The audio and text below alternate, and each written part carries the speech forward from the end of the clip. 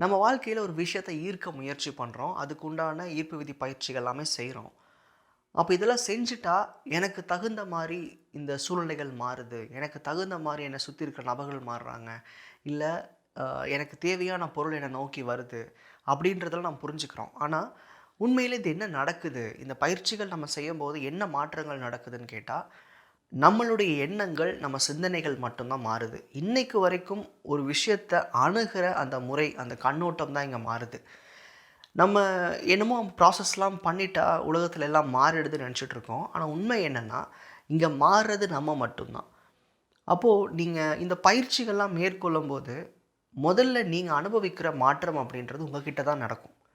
So ஒரு சாதாரண ஒரு சின்ன தேவையை நீங்கள் வாழ்க்கையில் கொண்டு வந்தாலும் சரி, இந்த பயிற்சிகள் மூலமாக, இல்லை உங்கள் வாழ்க்கையே மாற்றக்கூடிய விஷயத்த நீங்கள் முயற்சி பண்ணி உங்கள் வாழ்க்கையில் ஜெயித்தாலும் சரி, இதுக்கு பின்னாடி இருக்கிற ஒரே ஒரு விஷயம் என்னென்னா, இதுவரைக்கும் உங்கள் வாழ்க்கையை பார்த்த அந்த விதம் மாறுது.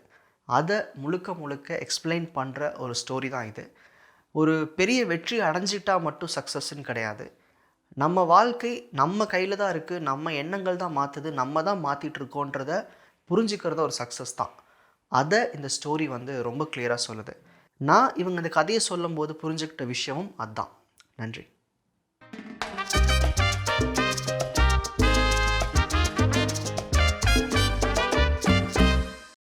அனைவருக்கும் வணக்கம். என்னோட நேம் ராஜகுமாரி. நான் எம்ஃபில் இங்கிலீஷ் பண்ணிகிட்ருக்கிறேன். ஃபர்ஸ்ட் ஒரு காலேஜில் தான் நாங்கள் அட்மிஷன் போட்டோம். பட் செட்டன் அட்மினிஸ்ட்ரேஷன் ப்ராப்ளமால் யூனிவர்சிட்டி எங்கள் அட்மிஷனை கேன்சல் பண்ணிட்டாங்க. நெக்ஸ்ட்டு அந்த யூனிவர்சிட்டி அண்டர்லே பண்ணுற மாதிரி எங்களுக்கு ஒரு ஆப்ஷன் கொடுத்தாங்க. அப்படி சொல்லியிருந்தாங்களே தவிர எக்ஸாம் பற்றி நோட்டிஃபிகேஷன் எதுவுமே வரல. இந்த சேம் இயர் எங்கள் கூட ஜாயின் பண்ண என்னோட மற்ற ஃப்ரெண்ட்ஸ்லாம் மற்ற காலேஜஸில் எக்ஸாம் எழுதி அவங்களுக்கு ரிசல்ட் கூட வந்துட்டு அப்படியே டைம் ஒரு 2 months பக்கத்தில் போயிட்டே இருந்துச்சு. அப்போ தான் என்னோடய ஃப்ரெண்ட் ஒருத்தங்க மூலமாக சீக்ரெட் புக் கேள்விப்பட்டு நான் அதை ரீட் பண்ணிகிட்டு இருந்தேன். லா ஆஃப் அட்ராக்ஷன் வீடியோஸ்லாம் யூடியூப்பில் கொஞ்சம் பார்த்துட்டு இருந்தேன்.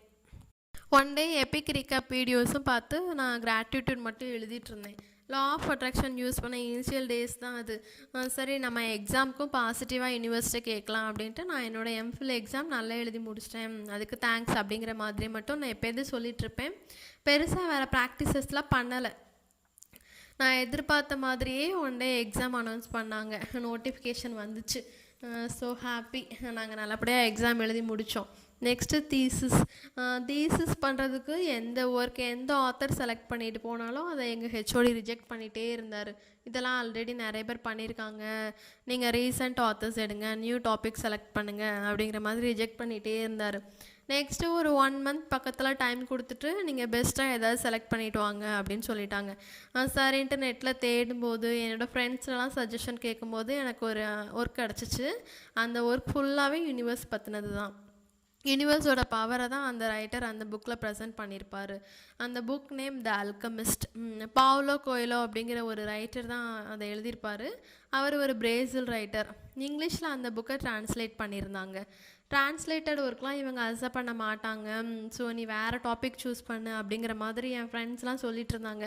பட் அந்த புக்கு தான் நான் தீசிஸ் டாப்பிக்காக எடுக்கணும் அப்படின்னு சொல்லிட்டு நான் ரொம்ப இன்ட்ரெஸ்டடாக இருந்தேன். ஏன்னா அப்போ தான் லா ஆஃப் அட்ராக்ஷன் அந்த ப்ராக்டிசஸ்லாம் நான் ஃபாலோ பண்ணிகிட்டு இருந்தேன். சரி, நம்ம தீசிஸ் டாப்பிக்கும் இந்த ப்ராக்டிஸ் ஏதாவது பண்ணலாம் அப்படின்னு சொல்லிட்டு நான் 55x5 அந்த ப்ராக்டிஸ் பண்ணேன். Next visualisation. என்னோடய டாபிக் நான் சொன்னதும் எங்கள் ஹெச்ஓடி அதை அக்செப்ட் பண்ண மாதிரி நான் இமேஜின் பண்ணிகிட்டே இருப்பேன்.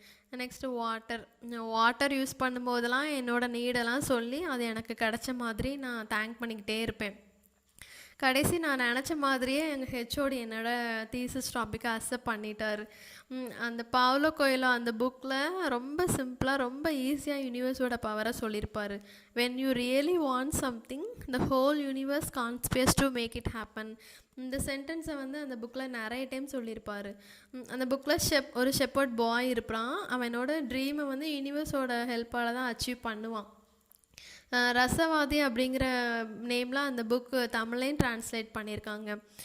ஏதாவது ஒரு தீசிஸ் டாபிக் செலக்ட் பண்ணிட்டு போய் அதை அவங்க அக்செப்ட் பண்ணால் போதும் அப்படிங்கிற மைண்ட் செட்டில் நான் இருக்கும்போது என் லைஃபே சேஞ்ச் பண்ணிகிட்ருக்கிறேன். இப்போ நான் ப்ராக்டிஸ் பண்ணிகிட்ருக்கிறேன். யூனிவர்ஸோட பவரை பற்றி எனக்கு தீசிஸ் டாப்பிக்காக கொடுத்தது யூனிவர்ஸ் தான்.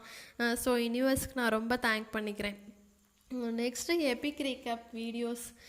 எபிக் ரீகேப் வீடியோஸ் பார்த்த டேஸ் தான் என்னோட லைஃப்பில் டேர்னிங் பாயிண்ட்டாக இருந்துச்சு. ஏன்னா அதுக்கு முன்னாடி எனக்கு லைஃப்னால் என்னன்னே தெரியாது. சக்ஸஸ் ஃபெயிலியர்ஸ் தான் என்னையால் ஒழுங்காக ஹேண்டில் பண்ண முடியாது. லைஃப்பை வந்து பேலன்ஸ்டாக கொண்டு போக எனக்கு தெரியாது. நான் நினச்சது கிடச்சிட்டா நான் ரொம்ப ஹாப்பியாக இருப்பேன். நான் ஏதோ கஷ்டமான கடினமான சூழ்நிலைகளில் ரொம்ப டிப்ரெஸ் ஸ்டேட்க்கு போயிட்டு என்னோடய ஃப்ரெண்ட்ஸ் ஃபேமிலி மெம்பர்ஸ் எல்லாம் போய் புலம்பிகிட்டே இருப்பேன். அதுலேருந்து வெளியில் வர்றதுக்கு எனக்கு ரொம்ப டேஸ் ஆகும். அப்போல்லாம் லைஃப்பை டெய்லி ரன் பண்ணுறதுக்கு எனக்கு ரொம்ப ஹார்டாக இருக்கும். பட் என் லைஃபே சேஞ்ச் பண்ணது எபிக் ரீகேப் வீடியோஸ் தான். நான் நிறைய வீடியோஸில் பார்ப்பேன். டெய்லி இன்ஸ்பிரேஷன்ஸ்லாம் அடிக்கடி கேட்டுகிட்டே இருப்பேன் சில வீடியோஸ்லாம். சொல்லப்போனால் ஸ்டில் என்னோடய லைஃப்பில் பிக் சேஞ்சஸ்லாம் இல்லை. நான் என்னோடய லாங் டேர்ம் கோல்காண்டி ப்ராக்டிஸ் பண்ணிட்டு தான் இருக்கிறேன். பட் என்னோடய கேரக்டரில் மனநிலைமையில் என்னோடய எண்ணங்களில் நிறைய மாற்றம் இருக்குது. இப்போ நான் எமோஷ்னலாகவும் முன்னாடி ரொம்ப வீக்காக தான் இருப்பேன். ஈஸியாக கோவப்படுவேன், ரொம்ப டென்ஷன் ஆகுவேன். அந்த கேரக்டர்ஸ்லாம் இப்போ கொஞ்சம் கொஞ்சம் ஓகே ரெடியூஸ் ஆகிட்டே தான் இருக்குது. லா ஆஃப் அட்ராக்ஷன் பற்றி எனக்கு முன்னாடி தெரியறதுக்கெலாம் முன்னாடி கோயிலுக்கு போகும்போதும் சரி, காட்டை ப்ரேயர் பண்ணும்போதும் சரி, எனக்கு அது வேணும் இது வேணும் அப்படின்ட்டு எனக்கு தேவையானதெல்லாம் நான் கேட்டிருக்கேன். கடவுளும் எனக்கு தேவையானதெல்லாம் கொடுத்துருக்குறாங்க நான் கேட்டதெல்லாம்.